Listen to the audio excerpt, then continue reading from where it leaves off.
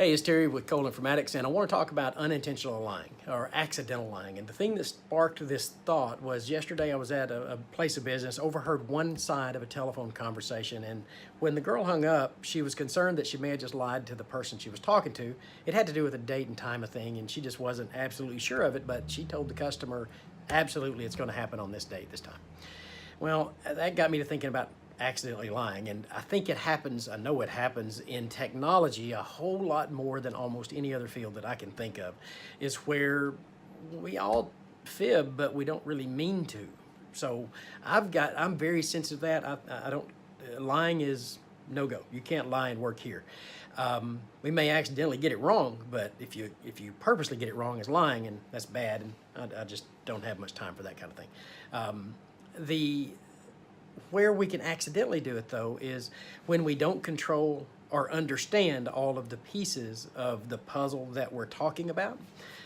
Whether it's Uncle Joe that says, oh, just defrag the computer, that'll fix it. Well, you might not want to take computer advice from Uncle Joe if that's the first thing that comes out of his mouth.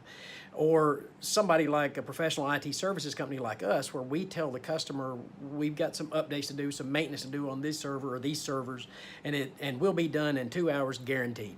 If you say that, you're just setting yourself up because you probably just lied. We always couch it in, if everything goes right, if Murphy doesn't show up, because it's hard to predict how much time something, we're just going to reboot the computer, and 30 minutes later, after it starts installing the updates you didn't anticipate, then you're done, and all we were going to do is reboot it real quick. So I've learned over time to be careful with the promises we make about the technology we're working on, because we don't control so many pieces of it.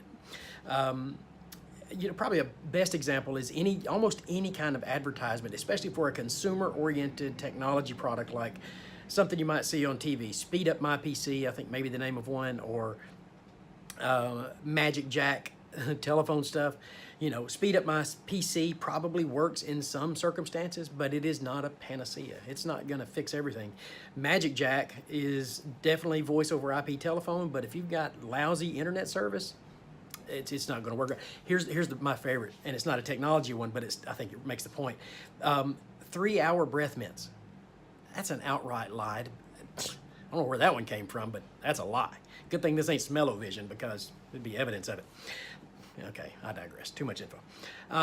So accidentally lying, and this sets up, I maybe should have told this first, but I'll tell it last. There's a joke that I give myself credit for making up. Gary Pica may think he made it up, but I know I did mine independently. And please forgive me if you're a car salesman. What's the difference between a technology what's the difference between a technology salesperson and a used car salesperson? Give up? The car salesman knows when he's lying most of the time. That there's funny. I don't care who you are. Technology salespeople, if they haven't built it themselves, the depths of complexity that exist in virtually every kind of technology now exceed the grasp of even most professionals like me. We understand a lot of the plumbing underneath and what the principles are, but actually how it works has so many dependencies that it's hard to say definitively that it's going to behave a certain way. It's going to behave a certain way if certain conditions are met.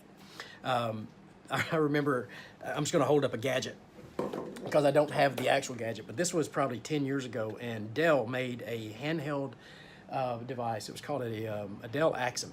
HP made these things too. They were long before smartphones. These were portable PCs, little handheld smart devices. Let's pretend this is one, right?